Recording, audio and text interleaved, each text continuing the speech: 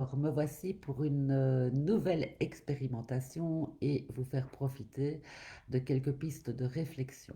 Alors, tout d'abord, j'ai décidé de tester les vidéos en direct, non pas pour aujourd'hui en tout cas avoir l'interactivité comme la fois dernière, mais bien pour éviter la longue attente du téléchargement des vidéos quand j'en fais. La dernière des vidéos que j'ai voulu poster bah, a mis plusieurs heures avant d'être publiée et je teste pour voir si ça fonctionne mieux par ce biais-ci. Donc, je ne regarderai pas s'il y a des commentaires. Et de toute façon, comme j'ai créé un groupe à moi toute seule, des commentaires, il ne saurait pas y en avoir. Bien, alors aujourd'hui, je reviens vers vous pour vous donner quelques pistes de réflexion par rapport au contrôle. C'est un thème qui m'a été suggéré par un ami. Je me suis dit, tiens, pourquoi pas. Euh, alors, par où commencer quand on parle de contrôle? Ben, tout d'abord, quand on parle de contrôle, on parle de notre cerveau conscient. Vous savez que le cerveau est fait d'une partie consciente qui représente 3 à 5% de l'entièreté du cerveau. Cette partie a pour mission de nous faire vivre, de nous permettre d'avoir le libre arbitre, de décider ce que je vais préparer pour souper ce soir, ce que je porte aujourd'hui comme vêtements, si je me rends à une réunion ou pas, si je m'inscris à telle formation, voilà. Il est fait de toutes les nuances, il fonctionne au 10 millième de seconde, soit 100 fois moins rapidement que la partie inconsciente du cerveau, qui est appelée aussi le cerveau automatique, et qui a pour lui comme but d'assurer notre survie l'instant d'après. Donc votre inconscient et le mien, ils ont tous très bien fait leur travail puisque nous sommes bien présents ici en survie. Et cette partie du cerveau ben, fonctionne de manière binaire, dans un langage binaire.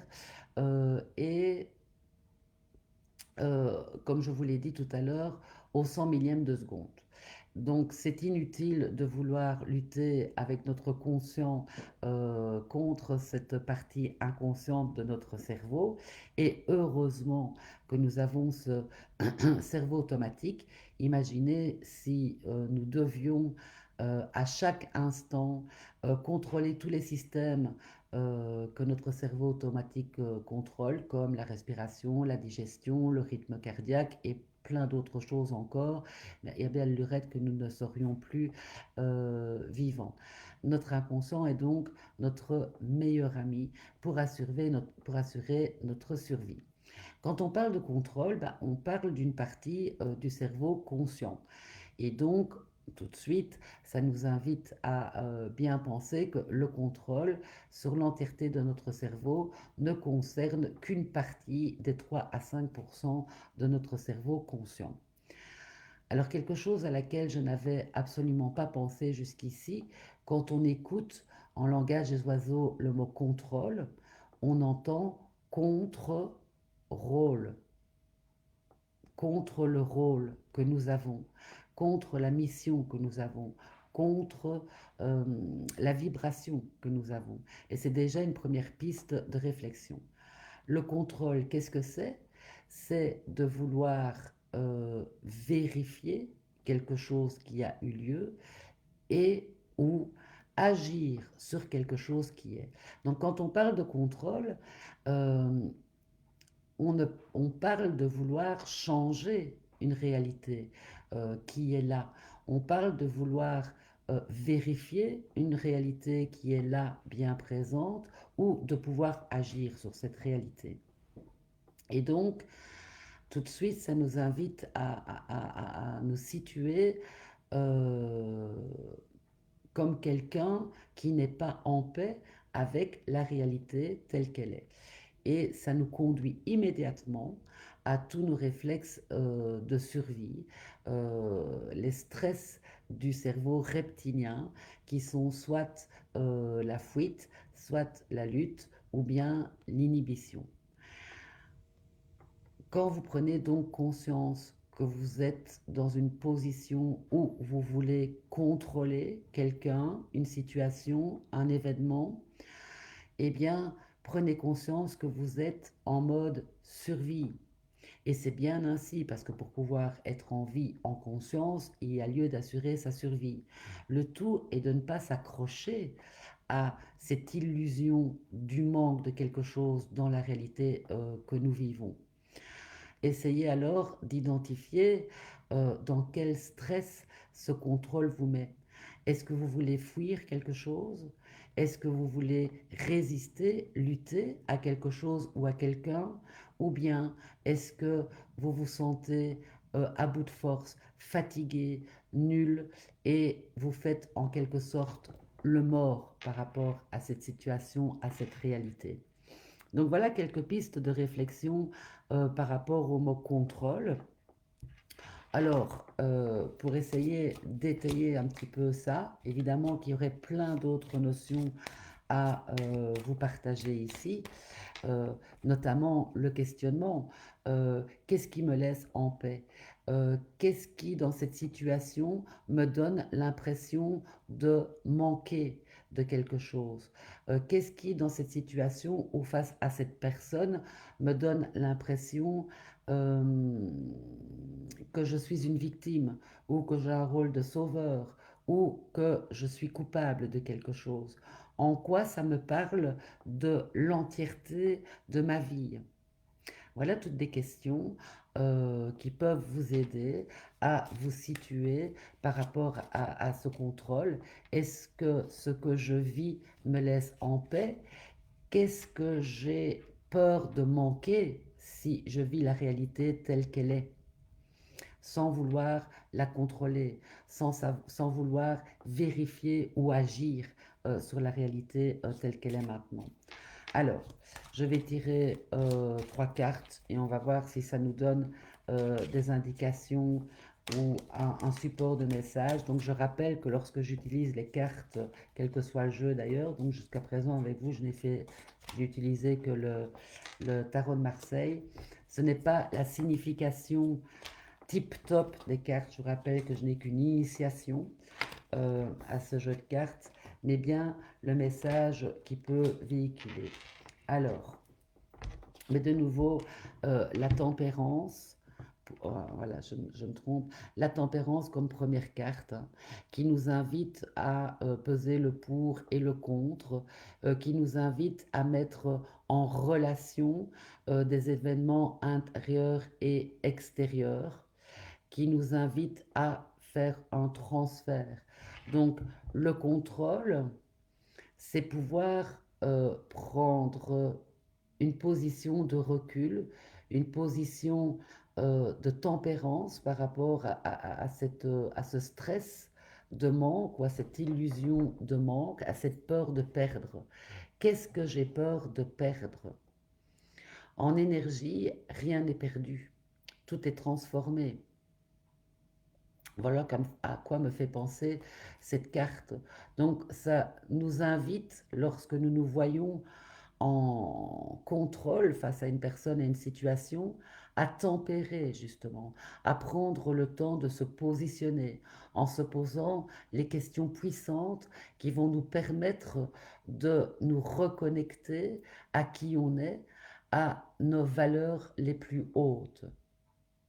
Voilà, donc ça nous donne le message que quand on se trouve dans une position ou dans un vécu de contrôle, quand on en prend conscience, quand on le constate, c'est dire, ok, je prends du recul, je tempère et je prends le temps de me positionner par rapport à la situation, par rapport aux valeurs, à comment je vois la situation. Ça vient révéler un manque de quoi? Je vous rappelle que quand on se positionne, ce qui nous touche, c'est quelque chose qui est déjà en nous. Alors, la deuxième carte, voilà, je ne l'ai pas regardée, c'est la deuxième carte, c'est l'impératrice. L'impératrice qui est sur son trône, qui sait ce qu'elle veut, qui observe. Je ne sais pas si elle a l'air d'attendre. En tout cas, elle ne paraît pas forcément en action, elle ne paraît pas forcément en réaction non plus, elle observe. Et donc, le conseil que ces cartes viendraient peut-être donner, c'est que lorsque l'on constate qu'on se trouve en contrôle, bah, il est peut-être intéressant, je vais la mettre comme ça, voilà, je ne sais pas dans quel sens c'est inversé, il est peut-être intéressant de se poser.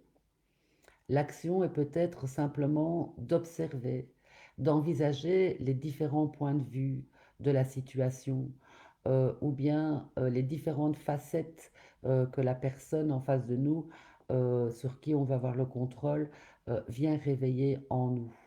Voilà, c'est à ça que cette carte me fait penser.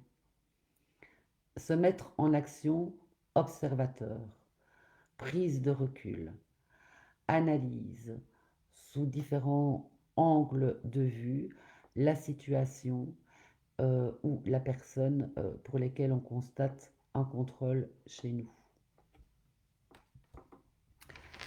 Et la troisième carte, c'est l'ermite. Alors l'ermite, vous voyez qu'il est en route, il voyage. L'ermite, c'est aussi celui qui a parcouru un certain chemin, qui prend le temps de s'arrêter pour regarder le chemin qu'il a parcouru, de manière à pouvoir après se retourner et continuer sa route.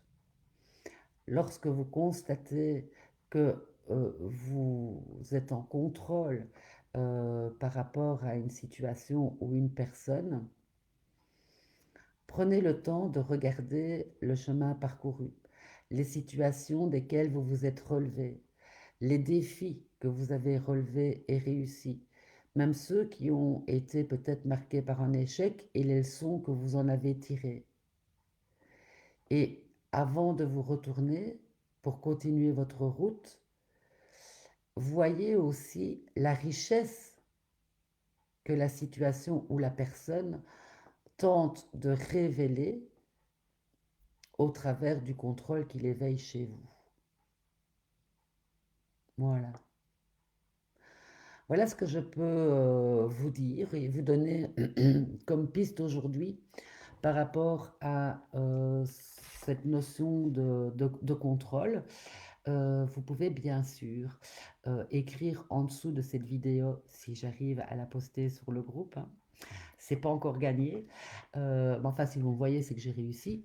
Vous pouvez écrire vos commentaires, vos réactions, vos questions, partager avec nous peut-être une situation précise sur cette notion de contrôle, comment vous l'avez abordée, comment vous avez pu en tirer les bienfaits et comment vous avez pu transformer ce concept de contrôle en quelque chose qui vous laisse en paix, en quelque chose qui vous apporte la vérité. D'ailleurs, c'est une question que j'ai envie de vous poser. Si on mettait le contrôle comme anti-valeur, quelque chose avec lequel je ne suis pas en cohérence, vous, personnellement, qu'est-ce que vous mettriez de l'autre côté? Quelle est la valeur, quelle est la qualité, quelle est la richesse que le contrôle évoque chez vous? Voilà, j'attends vos réactions, vos commentaires constructifs, vos remarques pour pouvoir avancer ensemble dans nos petites réflexions et peut-être, je l'espère en tout cas, des pistes de solutions par rapport euh, à votre évolution, tout simplement. Voilà, je vous souhaite une très belle suite de journée et je vous dis à très très très bientôt. Bisous.